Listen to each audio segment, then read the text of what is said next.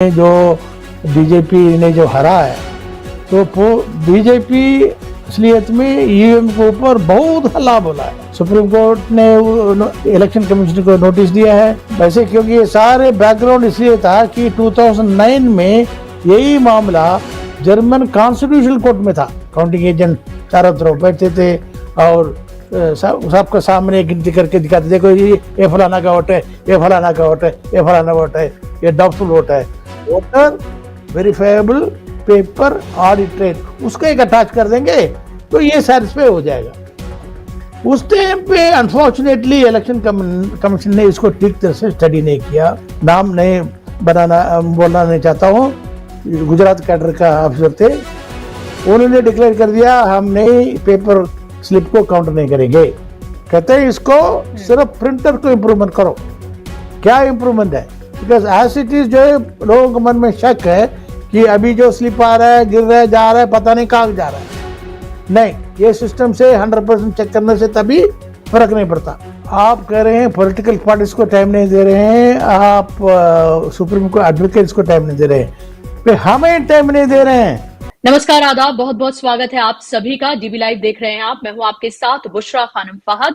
अभी आपको पता है कि हाल ही में ईवीएम को लेकर एक नई बहस छुड़ी हुई है।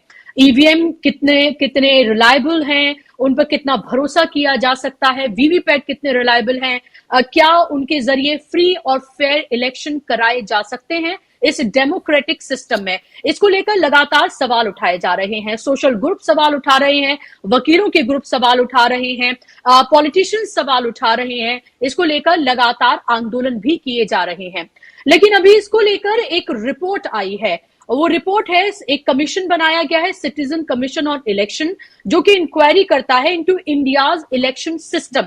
जो इंडिया का इलेक्शन सिस्टम है उसकी ये इंक्वायरी करता है। मैं आपको ये बताऊं कि ये जो कमीशन है वो क्यों बेहद महत्वपूर्ण है, क्योंकि इसमें जज शामिल हैं, इसमें पूर्व चीफ इलेक्शन कमिश्नर शामिल हैं, इसमें आईआईटी के प्रोफेसर शामिल हैं, इसमें फॉर्मर सेक्रेटरी टू गवर्नमेंट इसमें शामिल हैं, इसमें IAS officer, retired IAS officers इसमें शामिल हैं। तो आप ये समझिए कि देश का जो निजाम चलाते हैं या देश का जो निजाम चला चुके हैं लोग, वो इसमें शामिल हैं इस कमीशन में, जिन्होंने एक इंक्वायरी की है इंडिया के इस पूरे इलेक्शन सिस्टम में कि जो भारतीय ईवीएम है और जो वीवीपैट जो सिस्टम है, क्या वो डेमोक्रेटिक इलेक्शन के लिए फिट है या फिर नहीं। इसमें चेयरपर्सन्स बनाए गए हैं, वाइस चेयरपर्सन हैं, इसमें मेंबर्स हैं, कन्वीनर्स हैं और कोऑर्डिनेटर हैं। और मेरे साथ आप स्क्रीन पर देख सकते हैं बेहद खास मेहमान, रिटायर्ड आईएएस ऑफिसर और सोशल एक्टिविस्ट हैं। अब एमजी देवा सहायम जी मेरे साथ मौजूद हैं, जो कि इस कमीशन के कोऑर्डिनेटर हैं और लगातार ये लड़ाई ईवीएम को लेकर, देश के डेमोक्रेटिक सिस्टम को लेकर वो लड़ते रहे हैं। और महत्वपूर्ण बात यह है कि आज जो हम बात करने जा रहे हैं और जो रिपोर्ट पेश की गई, जो कमीशन बनाया गया है, ये 2019 में जो इलेक्शन हुआ, जिसमें 2014 से ज्यादा 2019 में सीटें आई 303, भारतीय जनता पार्टी को 37% उसको वोट मिला और एक प्रचंड बहुमत ये बताया गया। और अब फिर से ये क्लेम किया जा रहा है, अभी आपको याद होगा कल ही पार्लियामेंट में, परसों पार्लियामेंट में प्रधानमंत्री ने जो भाषण दिया था राष्ट्रपति के अभिभाषण पर, उन्होंने फिर से ये क्लेम किया है कि 370 सीटें बीजेपी लेकर आएगी और एनडीए 400 पार करेगी। आखिर ये दावा किस बिना पर किया जा रहा है?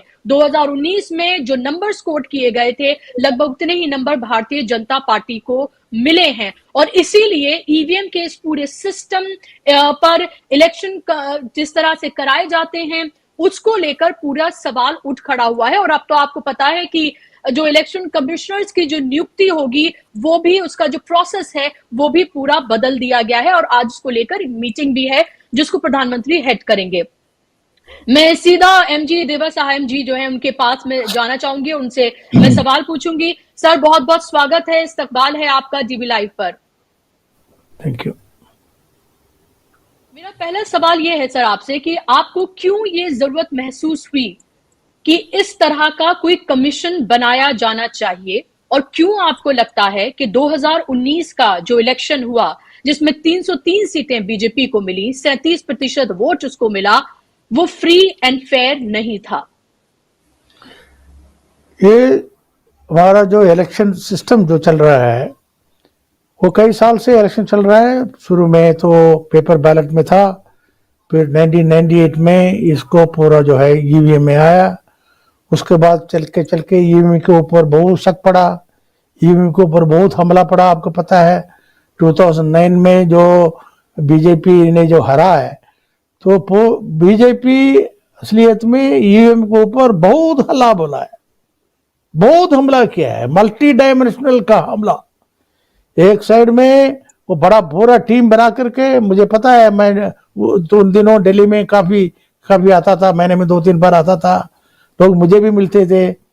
और इतना हमला बोला है कि एक तो पब्लिक में हमला बोला है, फिर रिसर्च करके किताब लिखा है, एक पूरा किताब लिखा है। जीएमएल नरसिम्हा राव आजकल राज्यसभा मेंबर है, उसका फॉरवर्डिंग किया है उनका सबसे वरिष्ठ नेता एलके अडवाणी साहब। सुब्रमण्य स्वामी उसमें साथ था। सुब्रमण्य स्वामी फिर दिल्ली हाईकोर्ट गए, दिल्ली हाईकोर्ट में फैसला दिया है 2011 में कि ईवीएम नालायक है, ईवीएम अनडिपेंडेबल नहीं है, सिक्योर नहीं है, पर रिलीफ नहीं दे सकता है। तो ये हमारा काम नहीं है, इलेक्शन कमीशन का काम है। फिर वो सुप्रीम कोर्ट के पास गए थे। सुप्रीम कोर्ट ने इलेक्शन कमीशन को नोटिस दिया है और इलेक्शन कमीशन ने उसको बैठ करके डिस्कस किया है। डिस्कस करके उन्होंने ये फैसला किया है कि टेक्निकल आदमी से बात डिस्कस किया, कहते नहीं वैसे, क्योंकि ये सारे बैकग्राउंड इसलिए था कि 2009 में यही मामला जर्मन कॉन्स्टिट्यूशनल कोर्ट में था, जर्मन कॉन्स्टिट्यूशनल कोर्ट में ईवीएम का इलेक्शन। और जर्मन कॉन्स्टिट्यूशनल कोर्ट ने उनको सुन करके बोल दिया कि टेक्नोलॉजी मामला नहीं है। वो बोलते टेक्नोलॉजी आर्गुमेंट है, क्योंकि टेक्नोलॉजी में ये कहते हैं एफिशिएंसी होता है, प्रोडक्ट मैन्युफैक्चरिंग में एफिशिएंसी होता है, सर्विस डिलीवरी में एफिशिएंसी होता है। जर्मन कोर्ट ने कहा भाई ये तो प्रोडक्ट भी नहीं है डेमोक्रेसी, और इसका जो सर्विस भी नहीं है, ये बुनियादी हक है पब्लिक का, ट्रांसफर ऑफ सॉवरेनिटी है। तो इसलिए ये आप टेक्नोलॉजी नहीं कह सकते हैं, उन्हें अनकॉन्स्टिट्यूशनल डिक्लेयर कर दिया। तो पूरा यूरोप जो है वापस पेपर बैलेट में चले गए। तो यहाँ उस टाइम पे 2011 में ये मामला हुआ है। उस टाइम पे इलेक्शन कमीशन में मेरा खास दोस्त था, वो chief election commissioner SY Qureshi. तो उन्होंने लोगों से डिस्कस किया है, टेक्निकल लोगों से डिस्कस किया है, क्योंकि जो इलेक्शन कमिश्नर जो है वो टेक्निकल लोग नहीं है, उनको पता नहीं है। तो टेक्निकल लोग उनको कहा भाई ये तो हम हल ढूंढ लेंगे, तो वीवीपैट लगा देंगे। वोट मामला था verifiability, end to end verifiability. तो उन्होंने कहा ठीक है, एंड टू एंड वेरीफाइबिलिटी में लफ्ज कह लेता हूं कि आप जब वोटर जाते हैं पोलिंग बूथ में, क्योंकि वोटर जो है आपका सॉवरेनिटी को ट्रांसफर करते हैं, तो उनको वोटर को खुद मालूम होना चाहिए, खुद अपना आंखों से मालूम होना चाहिए कि मेरा वोट को मैंने मेरे कैंडिडेट को दिया है और कैंडिडेट को ऊपर पड़ा है और रिकॉर्ड हुआ है और काउंट हुआ है। पेपर बैलेट में होता था, क्योंकि अपना हाथ में देखते थे और दोबारा देखते थे और छापा लगाते अंदर डालते थे। और काउंटिंग के टाइम पे तो होता था, आपको पता है, काउंटिंग एजेंट चारों तरफ बैठते थे और सबके सामने गिनती करके दिखाते, देखो ये फलाना का वोट है, ये फलाना का वोट है, ये फलाना वोट है, ये डाउटफुल वोट है। और डाउटफुल वोट को जो है रिटर्निंग ऑफिसर खुद खड़ा होकर के डिसाइड करता था कि वो टिक वोट है नहीं कि नहीं। हमने खुद किया, 3-4 इलेक्शन मैंने खुद किया है, तो सारे इसलिए ये पता था। तो इसको कहते हैं end to end verifiability. So technical लोगों ने इलेक्शन कमीशन को कहा हम इसको VVPAT, voter verifiable paper audit trail, 4 words है, voter verifiable paper audit trail, उसको एक अटैच कर देंगे तो ये सेटिस्फाई हो जाएगा। उस टाइम पे अनफॉर्चुनेटली इलेक्शन कमीशन ने इसको ठीक तरह से स्टडी नहीं किया, ड्यू डिलिजेंस नहीं किया, जर्मन एक्सपीरियंस से ड्रा नहीं किया, पूरा कह दिया कि हमारा इंडिया अलग है, मदर ऑफ डेमोक्रेसी है, हम किसी से नहीं सुनेंगे। अगर वो जर्मन एक्सपीरियंस को सुनते शायद पेपर बैलेट में वापस चले जाते। तो इलेक्शन कमीशन ने कहा वीवीपैट ले आओ, लगा लगा दिया। हम्म। और उनको ये पता था, इलेक्शन कमिश्नर को पता था भी अभी 2 वोट हो गया, अभी वोटर को तब बटन प्रेस करते हैं 2 वोट, एक इलेक्ट्रॉनिक मेमोरी ईवीएम में है, एक पेपर स्लिप में है, 2 वोट है इंडिया में, एक ही जगह दुनिया में और कहीं नहीं है। कहते असली वोट क्या है, ये शक तो आ गई मन में। तो इलेक्शन कमीशन ने अच्छा काम किया है कि उन्होंने रूल्स को अमेंड किया है, conduct of election rule number 50 को अमेंड करके कह दिया अगर दोनों का आपस में कोई डिस्प्यूट होवे कि पेपर स्लिप असली वोट है, तो इलेक्शन कमीशन ने यह भी फैसला कर दिया है, रूल भी बना दिया है कि असली वोट है पेपर स्लिप। तो इसलिए नेचुरल ये है कि पेपर स्लिप को ही गिनना चाहिए। वो मेमोरी में गिनने में कोई मतलब ही नहीं है, इनकार कर दिया। 2018 में जो इलेक्शन कमिश्नर थे, चीफ इलेक्शन कमिश्नर थे, नाम नहीं बोलना नहीं चाहता हूँ, गुजरात कैडर का ऑफिसर थे, उन्होंने डिक्लेयर कर दिया हम नहीं पेपर स्लिप को काउंट नहीं करेंगे, सिर्फ एक बूथ में काउंट करेंगे आउट ऑफ 300 बूथ्स, मतलब 0.0304%। वो मतलब ही नहीं है, वो भी सारे गिनती खत्म होने के बाद रात को 12 बजे सब लोग इलेक्शन अनाउंस होने के बाद। तो सुप्रीम कोर्ट गए थे 2018 में, मैं भी गया था सुप्रीम कोर्ट में, पॉलिटिकल पार्टीज भी गए थे, पर सुप्रीम कोर्ट ने सुना नहीं, रंजन गोगोई साहब सुना नहीं, उन्होंने कह दिया नहीं कोई बात नहीं, एक नहीं है 5 कर लो, जैसे कोई कंगारू कोर्ट करते हैं, जैसे मेहरबानी कर रहे हैं, 1 से 5 हो गया, मतलब नहीं है, आधा % थे 2% बना। तो फिर भी पेपर बैलेट को काउंट करने का, स्लिप को काउंट करने का तो रूल में बना रखा है कि असली वोट है पेपर स्लिप, गिनते नहीं है।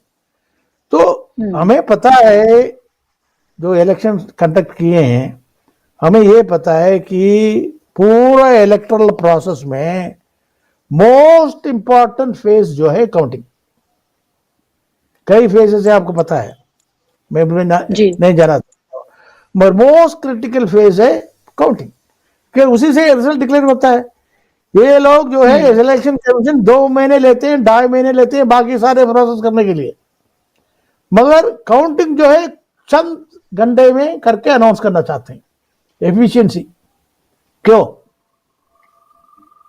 1 दिन लग जाए 2 दिन लग जाए क्या फर्क पड़ता है।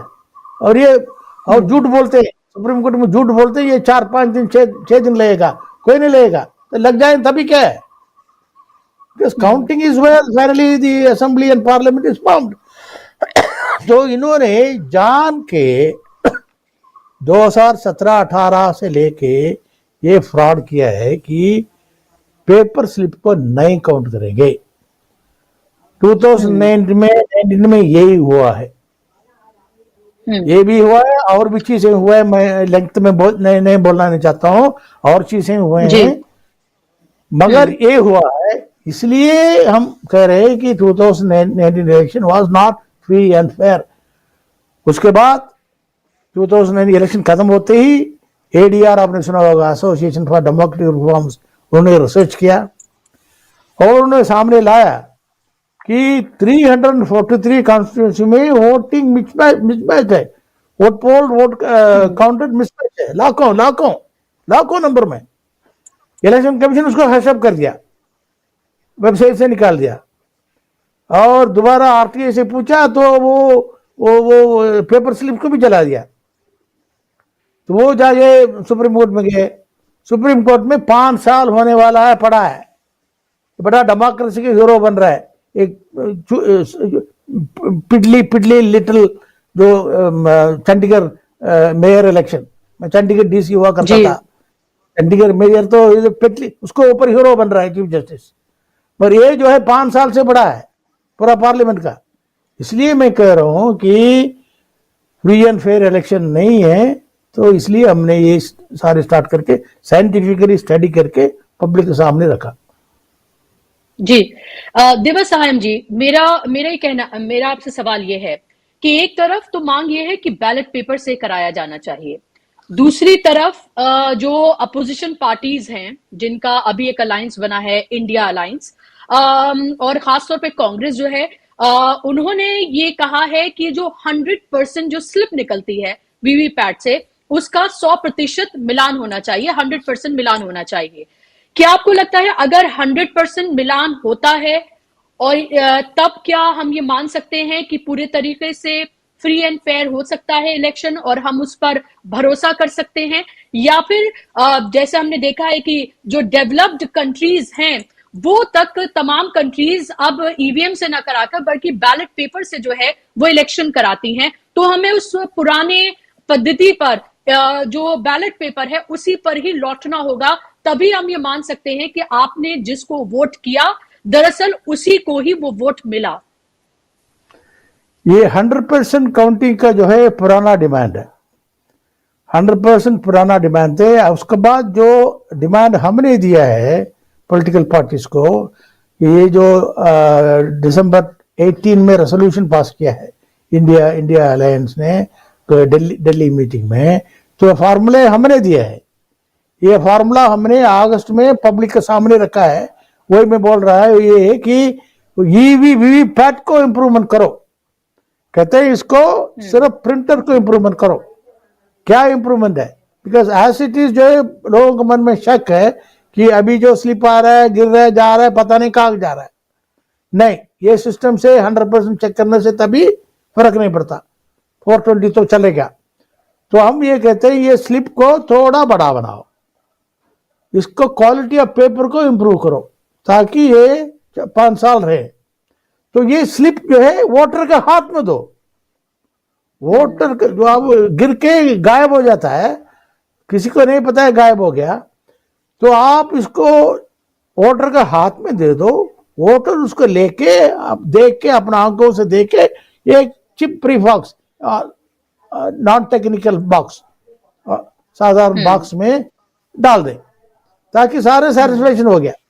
Cast as record intended, record as cast, फिर उसको 100% गिरो, उसको 100% गिनो। तो ये फार्मूला है, ये फार्मूला हमने दिया है, सीसी ने ये पॉलिटिकल पार्टीज को दिया है। उनका टॉप लीडर्स से हम कंसल्ट किए, वो हमारे से कंसल्ट किए, हमने फार्मूले दिए हैं।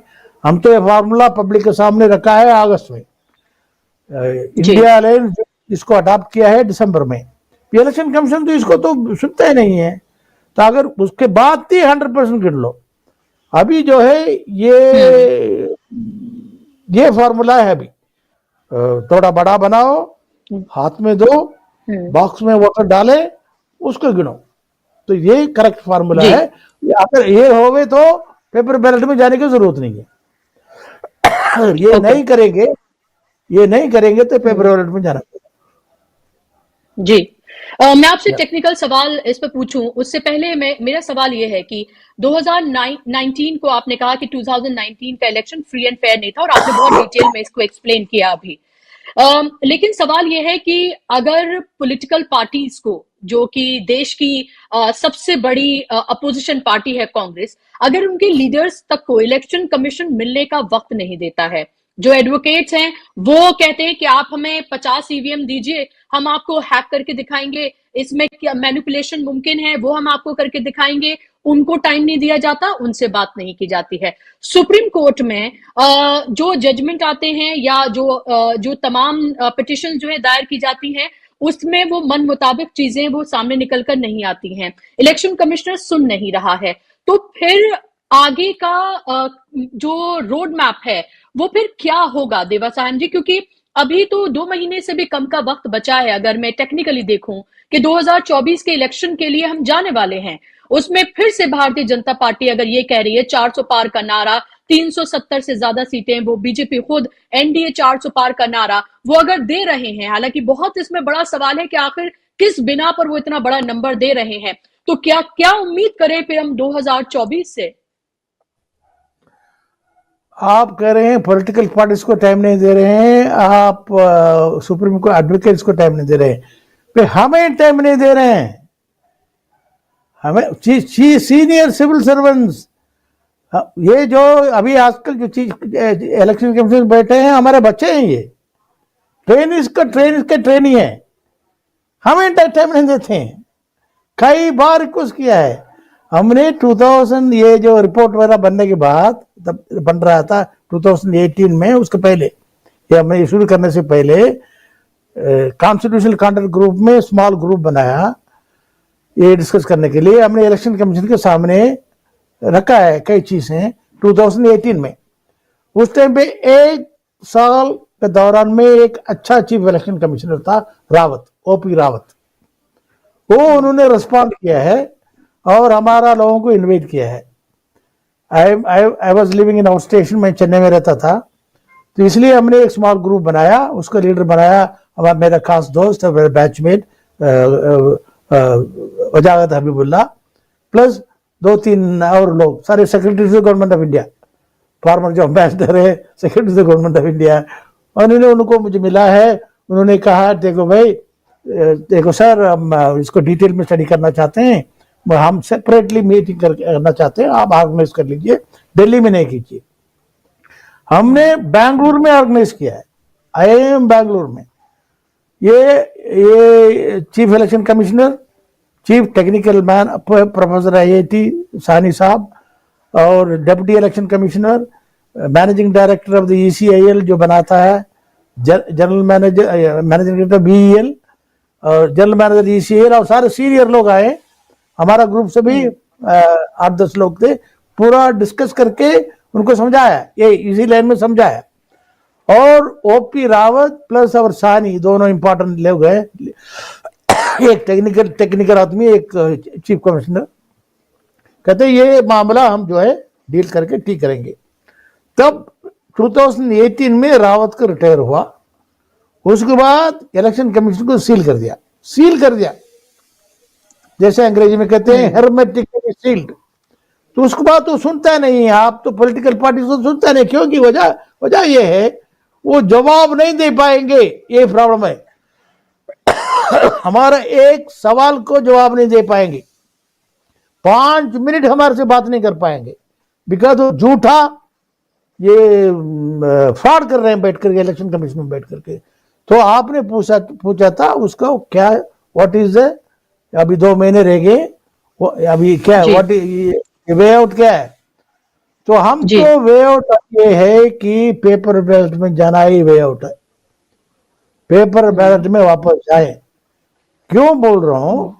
पेपर बैलेट में इंडिया जो है 2 हफ्ते के अंदर शिफ्ट कर सकता है, 2 हफ्ते, अभी 2 महीने बोल रहे हैं आप। क्यों? वजह ये है कि पेपर बैलेट बॉक्स जो है वो टेक्निकल बॉक्स नहीं है, नॉन टेक्निकल सिंपल बॉक्स है, और वो कंटिन्यूअसली मैन्युफैक्चर हो रहा है। क्योंकि आपको पता है panchayat election, local body election जो है ये पेपर बॉक्स से, पेपर बैलेट से चलता है। तो कंटिन्यूअसली मैन्युफैक्चर हो रहा है, और कुछ और मैन्युफैक्चर करना है वो शॉर्ट नोटिस में कर सकता है। और वो जो है क्यों कर सकता है, वो तो सारे लोकल बनती है, पूरा ACL के 2 जगह नहीं, पूरा हिंदुस्तान का कई जगह पे बनता है, कलेक्टर का निगरानी में बनता है, CEO का निगरानी में बनता है। तो जितना पेपर बैलेट चाहिए वो 2 हफ्ते के अंदर आप तैयार कर सकते हैं, 2-3 हफ्ते के अंदर तैयार कर सकते हैं। दूसरा इंपॉर्टेंट चीज ये वो स्टैम्प और इंक वाला, वो तो आप खरीद सकते हैं, जितना मर्जी खरीद सकते हैं, कोई प्रॉब्लम नहीं है। तीसरा इंपॉर्टेंट है पेपर बैलेट। पेपर बैलेट जो प्रिंट तो करते हैं कैंडिडेट फाइनल होने के बाद, अभी प्रिंट नहीं करते। अभी सिर्फ आप प्रिंटिंग प्रेस को शॉर्टलिस्ट करना चाहिए, प्रिंटिंग प्रेस को रेडी रखना चाहिए, वो तो प्रिंटिंग प्रेस तैयार है, टॉप प्रिंटिंग प्रेस है हिंदुस्तान में। क्या कमी है हिंदुस्तान में? हर स्टेट में एक कर दो, कोई प्रॉब्लम ही नहीं है। तो अगर चाहें within 3 weeks India can shift from EVM to paper ballot. तो इसलिए हम ये सजेशन किए हैं, हमने वो 2 पहले प्रेस कॉन्फ्रेंस करके अनाउंस कर दिया। और ये आपने देखा होगा कि सुप्रीम कोर्ट एडवोकेट्स भी एजिटेशन कर रहे हैं, और ये जो भारत समाज भी एजिटेशन कर रहे हैं, और लोग वेजिटेशन कर रहे हैं। अब ये सारे मांग रहे हैं कि रिटर्न टू पेपर बैलेट। तो हिंदुस्तान में अगर डेमोक्रेसी रहना है, पेपर बैलेट में वापस जाने के बजाय कोई चारा नहीं है। तो एक और पॉइंट करना जी। चाहता हूं, पेपर बैलेट के अगेंस्ट एक ही क्रिटिसिज्म है था हमारा जमाने में, booth capturing and ballot stuffing हुआ करता था।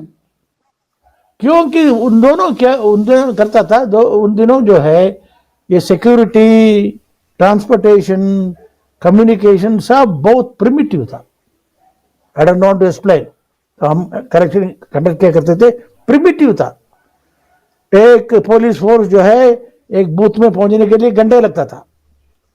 उस टाइम पे ये सारा तमाशा हुआ करता था। अभी जो है मिनटों के अंदर, सेकंडों के अंदर पहुंच जाएंगे। एक तो है, आपको पता है, एक तो सेंसिटिव बूथ्स में जहां कोई गड़बड़ के चांसेस है वो सीसीटीवी कैमरा फिक्स कर लेते हैं।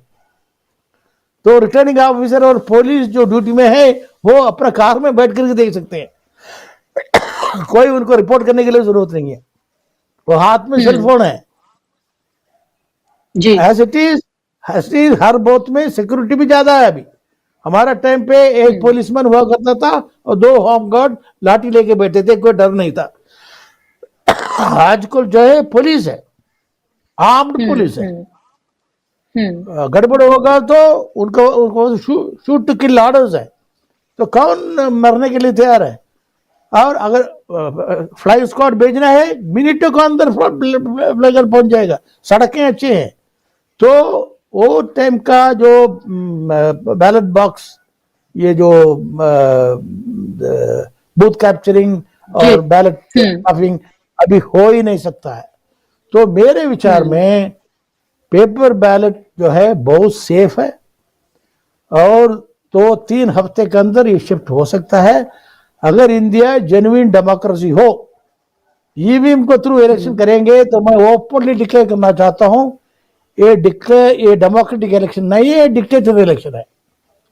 आप जैसे पुतिन जैसा आदमी इलेक्ट करो, जिनपिंग जैसे आदमी इलेक्ट करो, वही ईवीएम कर सकता है, नॉट डेमोक्रेटिक इलेक्शन।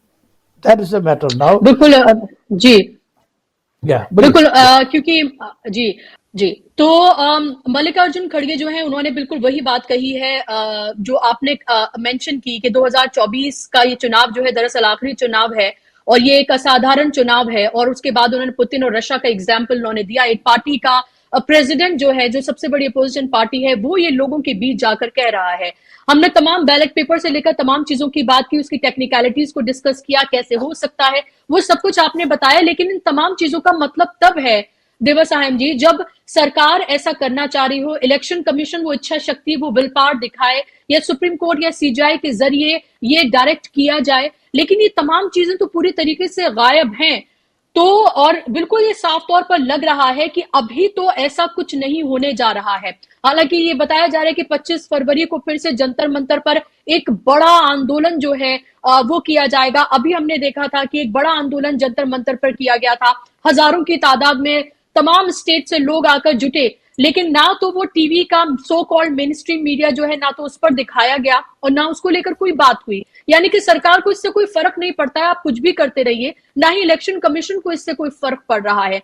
तो फिर हम तो 2024 में 2019 से ज्यादा खराब चीज देखेंगे क्या? ये डेमोक्रेसी जो है क्या ये राजतंत्र की तरफ बढ़ती हुई नजर आ रही है, जिस तरह की का अंदेशा अभी हमने देखा था गौरव गोगोई ने ये पार्लियामेंट में ये बातें उन्होंने कही थी। इलेक्शन जो है ना इलेक्शन कमीशन के लिए है, ना पॉलिटिकल पार्टीज के लिए है, ना गवर्नमेंट के लिए है। It is for the people. People, मैंने पहले कहा था, transferring their sovereignty. People can decide whether to vote or not to vote. People can decide whether to allow election commission to conduct the election or not to conduct the election. ये सिर्फ जंतर मंतर में drama करने की काफी, that is only demonstration. But election has to be conducted throughout the country. गांव-गांव में, छोटा-छोटा शहर में, छोटे-छोटे टाउन्स में, शहर में, गलियों में बूथ लगा करके 10 लाख 11 लाख बूथ से ये जंतर मंतर में इलेक्शन नहीं होता है। जंतर मंतर में जो आप देख रहे हैं डेमोन्स्ट्रेशन देख रहे हैं, पब्लिक एंकर देख रहे हैं। मीडिया रिपोर्ट करे ना करे कोई फर्क नहीं पड़ता। ये मीडिया तो कल आया है, हमारा टाइम पे गई कोई मीडिया नहीं था, कोई मीडिया नहीं था। फिर भी मुझे अभी याद है 1977 इलेक्शन में मैं रिटर्निंग ऑफिसर था। आप लोग पता नहीं पैदा हुआ कि नहीं हुआ होगा। 1977 में immediately after the emergency Indira Gandhi तो गॉडेस दुर्गा थी, क्या थी उसका पावर था। इलेक्शन हुआ एंड बट सम और अदर दो दे वर होपिंग, ऐसे बोल रहे थे 400 पार 400 पार, यही बोल रहे थे। 400 पार कुछ दिन के बाद उनको समझ में आ गया 400 पार नहीं होता है, public mood is different, public mood is different. तब पब्लिक मूड को समझ में आया तो उन्होंने इलेक्शन को बिल्कुल फ्री एंड फेयर चला था। 1977 इलेक्शन मैं इसलिए कह रहा हूं, I was returning officer of an important constituency called Chandigarh. तो पब्लिक मूड आ गए, पब्लिक सोच लिया कि हमारा मैंडेट तो करना पड़ेगा, कोई नहीं रुक सकता। उसको पता है कांग्रेस का हालत क्या हुआ, इंदिरा गांधी को क्या हुआ, संजय गांधी क्या हुआ। सो ये मीडिया में नहीं आया खरीदे हुए मीडिया हैं। मुझे तो दुख नहीं है, I feel pity, let me tell you.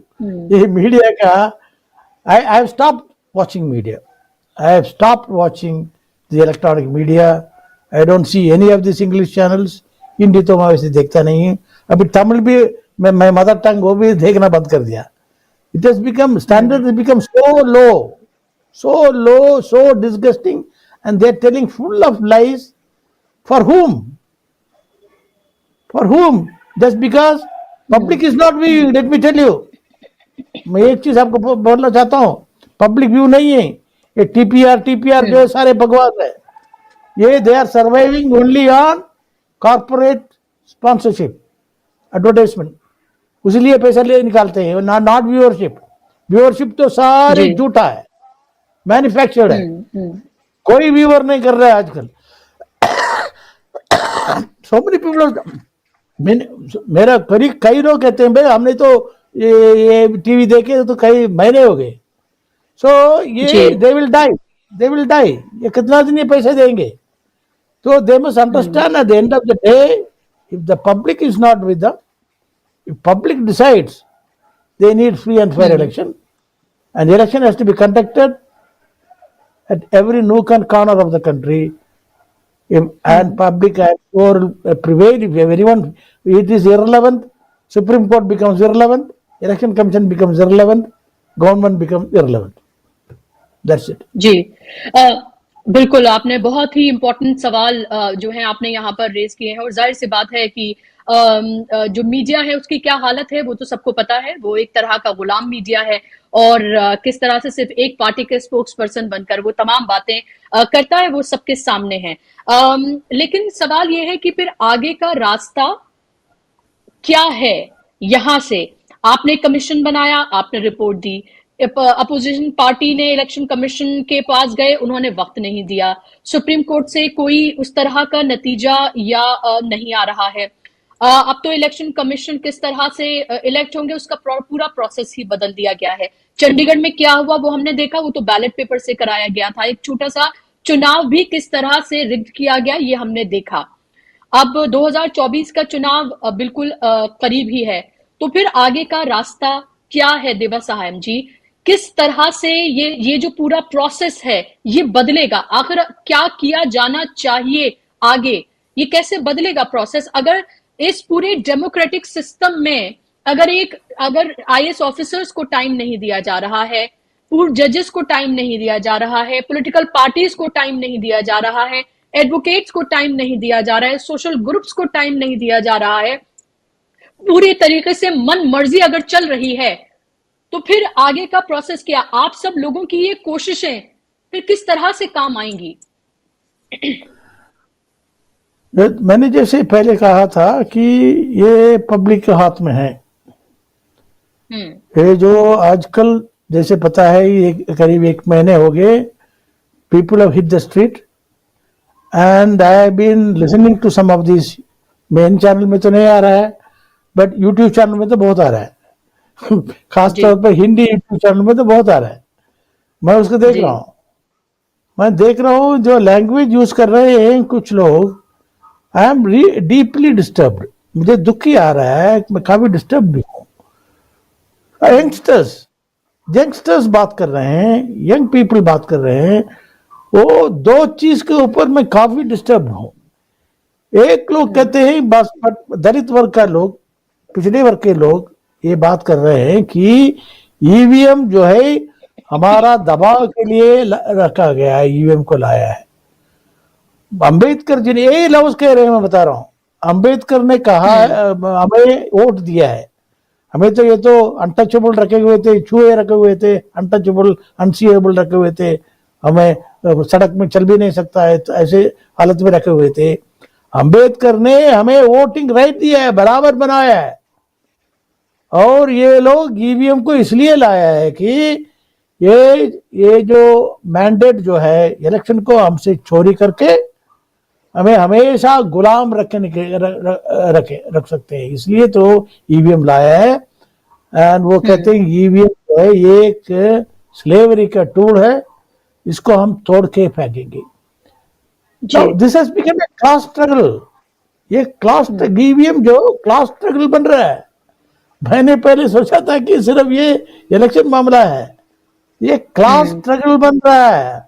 और दूसरा मैं बड़े सुनने में सुप्रीम कोर्ट लॉयर्स बोल रहे हैं, आम आदमी नहीं बोल रहे हैं। कहते हैं हम ईवीएम को पोलिंग बूथ में जाने नहीं देंगे, ईवीएम को जाने नहीं देंगे, बिल्कुल ट्राई करके देख ले। और किसान उनके साथ इकट्ठा हो गया है और वो डेमोन्स्ट्रेट कर रहे हैं, बहुत बड़ा डंडा हाथ में रखे, कहते कैसे वो ईवीएम को तोड़ेंगे। ये सारे यूट्यूब में आ रहा है। जी जी जी मेनस्ट्रीम मीडिया में नहीं आ रहा होगा। और मेनस्ट्रीम मीडिया की इतना हालत है, 3-4 दिन के बाद जंतर मंतर में बहुत बड़ा जलसा था बहुजन समाज का, और उसमें एक बड़ा सीनियर लीडर आए थे, शरद पवार का एड्रेस किया था। मैं खुद देख रहा था, लाइव देख रहा था, हजारों लाखों गरीब लोग थे, और कैसे इतना बड़ा अच्छा इवेंट है। एक रिपोर्ट नहीं था, even report not even in electronic media, even in print media. मैं हिंदू पढ़ता हूँ, एक लफ्ज नहीं था। किसी ने किसी को एक चिट्ठी दिया है, उसके बारे में क्वार्टर पेज रिपोर्ट था। किसी ने किसी को चिट्ठी लिखा है, कोई झगड़ा है, कोई रेजिडेंट वेलफेयर एसोसिएशन में मणिशंकर अय्यर का, उसके बारे में वो रिपोर्ट था, quarter page. Not one word about lakhs of people assembling in Jantar Mantar and protesting and asking for paper ballot. Hindu का बात कर रहा हूँ, I am talking about the Hindu. You are talking about electron, supposed to be very neutral paper, and I have been reading it for the last 50-60 years. But ये हालत है media का, you can't even call it the gaudy media. तो ये if the people decide, they can break the shutters anytime. ऐसी कोई बात नहीं। लेकिन आपको अभी उस मूवमेंट की कमी लग रही है कि उस बड़े पैमाने पर मूवमेंट नहीं है। हमने किसानों का आंदोलन देखा, क्योंकि किसान एक बड़ा वोट बैंक है, सरकार को झुकना पड़ा और वो कानून वापस लेने पड़े। हमने देखा कि CA/NRC का जो पूरा प्रोटेस्ट हुआ, वो उस शाहीन बाग मूवमेंट जिसको कहा गया, उसमें भी हमने देखा कि एक तरह से सरकार झुकी। ऐसे ही कई और इस तरह की पीपल्स मूवमेंट हुए हैं इसी सरकार के दौरान। अभी जो ट्रक ड्राइवर्स को लेकर जो बदलाव किया गया था, तब भी सरकार को 3 दिन में ही सब कुछ एक तरह से वापस लेना पड़ा, उसको रोकना पड़ा। तो पीपल्स मूवमेंट जाहिर से सबसे बड़ी ताकत है कि अगर वो सड़कों पर उतर आए, पीसफुल प्रोटेस्ट करें डेमोक्रेटिक तरीके से, तो बहुत कुछ बदला जा सकता है, और वो हमने देखा है। लेकिन वो इच्छा शक्ति वो अभी उस तरह से लोगों में ईवीएम को लेकर नहीं नजर आ रही है। क्या आपको लगता है और ज्यादा मोबिलाइज करने की लोगों को जरूरत है और ज्यादा इस पर काम करने की जरूरत है, और क्या वाकई में पूरी तरीके से ये बताने की जरूरत है कि ईवीएम जो है अगर उससे चुनाव होता है तो ये किसी भी तरह की ये श्योरिटी नहीं है कि आप जिसको वोट कर रहे हैं उसी पार्टी को वोट मिले? क्योंकि जब सबसे ज्यादा भारतीय जनता पार्टी को वोट मिले तब भी देवासायन जी देखा जाना चाहिए कि 37% ही मिले, यानी कि एक बड़ा जो वोट बैंक है, यानी कि मेजॉरिटी जो है उसने बीजेपी को वोट नहीं किया। और अभी तो नाप 27 पार्टीज हो गई हैं क्योंकि नीतीश कुमार चले गए हैं, तो 27 पार्टीज का अब तो इंडिया ब्लॉक है। इन 10 सालों में ये फर्क आया है कि एक साथ इतने बड़े पैमाने पर पार्टीज सामने आई हैं, यानी कि एक बदलाव की तरफ तमाम तरह के उनके पास चैलेंजेस हैं, लेकिन उसके बावजूद भी वो एक साथ खड़ी हैं। लेकिन फिर भी हम ये देख रहे हैं कि लगातार ये सवाल ये उठ रहा है कि अगर ईवीएम से चुनाव होते हैं तो आप कोई भी मुद्दे उठाइए, जातिगत जनगणना के उठाइए, आप न्याय की यात्रा करिए, या आप इंडिया ब्लॉक आप बनाइए, कुछ भी आप करिए, कुछ भी बदलाव नहीं होगा, फिर से बीजेपी सत्ता में आएगी। क्या आपको भी यही लगता है? और क्या आपको लगता है जब तक ये बड़े पैमाने पर पीपल्स मूवमेंट नहीं बनेगा तब तक कोई बदलाव नहीं किया जा सकता है, चाहे कोई रिपोर्ट्स आए, चाहे कुछ भी किया जाए? मैं उसको दो किस्म का रिस्पॉन्ड करूंगा। एक जी। तो आप 37% जो कहा है वो गलत है। जब मैंडेट की बात करते हैं, इलेक्टोरेट मैंडेट की बात करते हैं, as per the social contract theory, government का legality is only if they represent the majority of the government. वो तो होता ही नहीं है, फर्स्ट पोस्ट सिस्टम में होता नहीं है। सोशल कॉन्ट्रैक्ट थियरी आप लोगों ने पढ़ा होगा, हॉब्स लॉक वगैरह। यहाँ पे 67% is out of votes polled. तो हमेशा जब मैंडेट की बात करना चाहिए कि mandate of the total electorate. मैंने ये स्टडी किया है, किताब में, मेरे रिपोर्ट में भी है, किताब में भी है। तो 2019 इलेक्शन में टोटल इलेक्टोरेट हिंदुस्तान में था 91 करोड़, 91 करोड़, और बीजेपी को मिला 22 करोड़, 22 करोड़। तो परसेंटेज बनता है 25%, 25% only. So BJP has the mandate of only 25% of the electorate. एक तो एक बात है। फिर मैंने सोचा था कि ये तो हिंदू सम्राट कह रहे हैं, ये कह रहे हैं, वो कह रहे हैं, हिंदुओं का वोट सारे क्यों में खड़ा हो गया, ये हो गया। तो गोडी मीडिया तो बकवास कर रहा था ना, तो मैंने उसको स्टडी किया। जी। मैंने ये अस्यूम किया है कि सारे वोट जो बीजेपी गया है वो तो हिंदू वोट है। गलत है। और लोग भी वोट, मुस्लिम्स भी वोट दिए हैं, क्रिश्चियंस भी वोट दिए हैं, और लोग भी, सिख्स भी वोट दिए हैं। उसमें जब पाया कि only even assuming the entire and proportionally हमने देखा 91 करोड़ का हिंदू वोट्स 80% कितना बनता है, वो मैंने कैलकुलेट करने के बाद टोटल वोट परसेंटेज देखा, only 31% of Hindus are voter for BJP. 31%, that's it. आपको 37 नहीं है। जी, मेरा कहने का मतलब मैंडेट का जब बात करते हैं वोट पोल्ड बात नहीं करना चाहिए। वोट पोल्ड वो 100% भी हो सकता है, 90% भी हो सकता है, 10% भी हो सकता है। जैसे कश्मीर में पहले एक बार हुआ था 10%, 15%। तो इलेक्टोरेट का इवन नाउ 2019 इलेक्शन में बीजेपी का mandate is not more than 25% of the general electorate and 31% of the Hindu electorate. फिर कुछ दिन बाद यूपी का इलेक्शन आया, बिकॉज हिंदुस्तान का सबसे बड़ा स्टेट है। मैंने स्टडी किया है, मतलब 1% कम था, 1% कम था। 24% of the electorate and 30% of the Hindu electorate. तो ये जा रहे बकवासें कर रहे हैं Modi media, CD media, all this intellectuals, arm chair intellectuals without studying. Problem Hindustan में ये है मैडम कि लोग बकवास करते हैं विदाउट स्टडीइंग। जो हमने इतना मेहनत करके ये रिपोर्ट दिया है, कितने लोगों ने पढ़ा इसको? अपना अपना बकवासें करते फिरते हैं, अपना थियरी करते फिरते हैं। तो you must read and understand.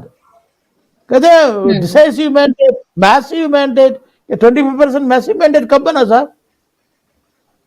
मुझे समझ में नहीं आता है। Since when? But publicity, massive mandate, massive 25% you can call it a massive mandate. तो क्वेश्चन नंबर 1। नंबर 2 जो है, as to what was the second question you asked? कि जब तक कोई पीपल्स मूवमेंट नहीं बनता है तब तक कोई बदलाव नहीं आ सकता है। तो जी, पीपल्स मूवमेंट तो बन गया है। आहिस्ते आहिस्ते throughout the country people are protesting. Only that Hindi belt में it is very very rampant. UP में कई जगह पे हुआ है, बिहार में हुआ है, झारखंड में हुआ है, बॉम्बे में हुआ है, चेन्नई में हुआ है, पंजाब में हुआ है। All over the place it is happening. और फर्क यह है कि आपने 3 एग्जाम्पल दिए हैं। ये जो फार्मर्स, किसानों का जो कानून, और सीएए कानून, और वो जो ड्राइवर्स, ये तीनों जो है गवर्नमेंट का कोई स्टेक नहीं है। ओके, वो तो किसी के फायदा के लिए किया था, वो फायदा कोई बात नहीं, पोस्टपोन कर दिया। इसमें गवर्नमेंट का स्टेक है, देयर सर्वाइवल है, दे आर वेरी सर्वाइवल। इसीलिए इसको तो आप रजिस्ट तो करेंगे ही। अगर अगर असली डेमोक्रेसी है हिंदुस्तान जो है, अभी तक तो उनको बोलते थे देखिए जो लोग चाहते हैं उसे करना, जबरदस्ती क्यों कर रहे हो आप? इलेक्शन किसके लिए है? और इलेक्शन कमीशन जो है वो फूलिश चाइल्ड जैसे डेमोन्स्ट्रेट करके फिर रहा है। ईवीएम डेमोन्स्ट्रेट हो रहा है। Why demonstrating for what? उसको भी मोदी गारंटी बना दिया। So see, and last I want to say, जी, इंडिया रशिया नहीं है। इंडिया चाइना के साथ तो ऑफकोर्स कंपेयर करना ठीक है, हम चाइना से भी आगे चला गया, कम्युनिस्ट कंट्री है, that was given up. India is the only ray of hope of democracy. See America में they call it the oldest democracy, वो तो रिच कंट्री है। Among the underdeveloped countries and poor countries, India is the shining example of democracy. और India में democracy fail हो जाए, it is finished all over the world. There will be no democracy left. So the stakes are very high. So I don't know. I can't say anything what is going to happen. हम हमारा duty पूरी कर लिया है। हमने facts को analyse किया है, स्टडी किया है, एक्सपर्ट से कंसल्ट किए हैं और पब्लिक के सामने रख लिए हैं। और इसको किसी ने नहीं पढ़ा, 1-2 महीने पहले किसने नहीं पढ़ा, अब भी पढ़ रहे हैं। ये तो कैसे 2-3 साल से पब्लिक डोमेन में है, 2-3 साल से पब्लिक डोमेन में है, किसने नहीं पढ़ा? एक ही जगह एक स्टेट ने पढ़ करके कुछ कार्रवाई किया है 2021 में, बंगाल। बिकॉज मेरा फ्रेंड जवाहर सरकार ने उसको रिलीज किया है कलकत्ता में, और ममता बनर्जी ने उसको लेकर के इलेक्शन को मतलब हमरा बोला है, और बंगाल का इलेक्शन बदला है। आपने बीजेपी ने बड़ा कॉन्फिडेंट था उसको विन करने के लिए, बाकी इसने पढ़ा नहीं। अभी पढ़ रहे हैं, तब तो इलेक्शन तो नजदीक आ गया जी। बट ये this institutional response has been extremely poor and that is that's a tragedy. Advocates are trying the level, but even supreme court is not today. आज हियरिंग आज आना है, पता नहीं क्या हो रहा है। आज ये केस आ रहा है सुप्रीम कोर्ट में, पता नहीं क्या हो रहा है, क्या होने वाला है। ओके जाहिर सी बात है, हम उसको देखेंगे कि क्या उसका नतीजा रहता है। लेकिन ये भी सीधे तौर पर देखने के लिए मिल रहा है कि इस पूरे अंधेरे में एक उम्मीद की बात यह है कि आप जैसे लोग हैं जो लॉ जलाए हुए हैं, जो लगातार इसको लेकर बात कर रहे हैं, डेमोक्रेटिक वैल्यूज की बात कर रहे हैं, कॉन्स्टिट्यूशनल वैल्यूज की आप बात कर रहे हैं, और ये बता रहे हैं कि अगर इंडिया से ये सब कुछ चला गया तो कैसे पूरी दुनिया के लिए कितना बड़ा खतरा है, वो साफ तौर पर दिख रहा है। मेरा आखिरी सवाल, फिर मैं इसको इंटरव्यू का खत्म करूंगी, बहुत वक्त हो गया आपके साथ, लगभग 1 घंटे का ये पूरी बातचीत आपके साथ रही है। अभी जो तमाम चीजें आप ये देख रहे हैं, अभी हमने देखा राम मंदिर का जिस तरह से उद्घाटन हुआ, प्राण प्रतिष्ठा हुई, ज्ञानवापी जो है उसको लेकर पूरा इशू जो है वो पूरा शुरू हो गया है। यहां तक कि मथुरा को लेकर भी जो इशू है वो पूरा गरमाया हुआ है। आप इन तमाम चीजों को कैसे देखते हैं? जो एक प्रधानमंत्री जो कि यहाँ पर जितने भी, एक सेकुलर कंट्री है, अभी भी यहाँ जितने रिलीजन हैं उन सबके मानने वालों के वो प्रधानमंत्री हैं, यानी कि जितने भी लोग हैं, चाहे वो नहीं किया हो, लेकिन जब वो एक मंदिर में जाकर उसकी प्राण प्रतिष्ठा करते हैं और मंदिर मंदिर जाते हैं और वहां पर जाकर इस तरह की पूजा अर्चना करते हुए नजर आते हैं, जो टैक्स पेयर का पैसा है उस पर जो कुछ किया जाता है, और जिस तरह से हम तमाम इंस्टीट्यूशन में, इंडिपेंडेंट बॉडी सब में जो फिलहाल, और जो पार्लियामेंट के अंदर भी हम देख रहे हैं, उसको डेमोक्रेसी के लिए, कॉन्स्टिट्यूशन के लिए आप कितना बड़ा खतरा मानते हैं और कैसे इसको देखते हैं? मैं तो क्रिश्चियन हूँ, इसलिए ये मामला में मैं बोलना नहीं चाहता हूँ, मगर मैं काफी सीनियर लोगों के साथ इसको, हिंदू सीनियर लीडर, बहुत डिवोट हिंदूस, बहुत much more devote than Modi और अदर्स, उनसे मैंने इंटरेक्ट किया है। वो सब दुखी हैं, सब दुखी हैं, एक भी खुशी नहीं है। जो हार्डकोर मोदी सपोर्टर्स भी खुशी नहीं है। तो मैंने पूछा क्यों? कहते देखो, Hinduism is different, Hinduism Christianity जैसा नहीं है, it's a way of life. वो तो अपना अपना बिलीफ है, अपना अपना फेथ है, अपना अपना कर रहे हैं, वो तो अपना अपना तरीके से वो दर्शन करते हैं, वर्शिप करते हैं। ये दिखावा करने का कोई जरूरत नहीं है, कोई जरूरत नहीं है दिखावा करने का। तो दूसरा ये है कि ये भी उनके मन में है कि ये तो असलियत बात है कि ये जो रिलीजियस जो कॉन्सेक्रेशन जो कहते हैं, प्रतिष्ठा जो भी है, ये तो काम है रिलीजियस लीडर्स का। Spiritual, there is something called physical spiritual, ये स्पिरिचुअल लीडर्स हैं हिंदुस्तान में, शंकराचार्य हैं, और भी उन्हीं का इक्विवेलेंट का 1-2 लोग और हैं। तो ये लोग इकट्ठा होकर के वो करना चाहिए। प्राइम मिनिस्टर जो है should have been observer, president एक observer, vice president observer, senior government functionaries, chief minister observer, side में बैठ करके देख लें।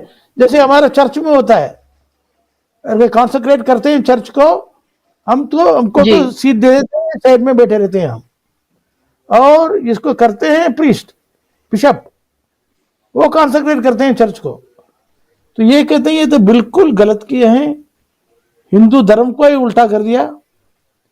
और मेरे सर्कल में जो भी है, some of them are hardcore Hindus, and you know the Madras Brahmins, they are very hardcore, and they have high knowledge about religion also. Almost all of them are unhappy. I can only say that. बाकी क्या है क्या नहीं है, but एक चीज है कि ये नरेटिव को वोट मैन्युफैक्चर करने के लिए यूज कर सकता है, और ये वोट जो है ईवीएम में मैन्युफैक्चर हो सकता है, पेपर बैलेट में मैन्युफैक्चर नहीं हो सकता जी। ये प्रोपेगेंडा बॉडी मीडिया तो उनके हाथ में है, बोल दिया देखो लोग तो बिल्कुल क्यू में खड़े हैं, हमने राम मंदिर बना दिया, लोग जो वोट दे दिया, तो इसको वोट मैनिपुलेट करने के लिए यूज कर सकते हैं। ये मेरे विचार, इतना ही विचार है मेरा।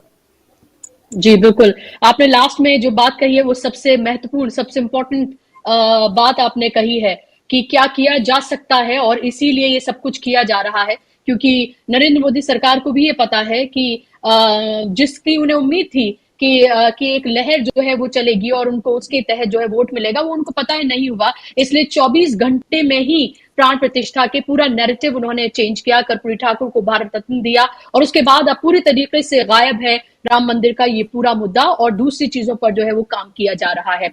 बहुत शुक्रिया देवासायन जी, आपने अपना कीमती वक्त हमें दिया, अपना वैल्यूएबल टाइम आपने हमें दिया और बहुत इंपॉर्टेंट इश्यू है जिस पर आपने बात की। अब देखना ये होगा कि आगे इसको लेकर क्या कुछ होता है, क्या सुप्रीम कोर्ट की तरफ से और जो पीपल्स मूवमेंट है, पूरा आंदोलन है, क्या ये एक बड़ी शक्ल इख्तियार करता है, ये देखना इंपॉर्टेंट होगा। बहुत शुक्रिया टाइम देने के लिए, thank you so much. Thank you. और आज के कार्यक्रम में बस इतना ही, नमस्कार। Thank you.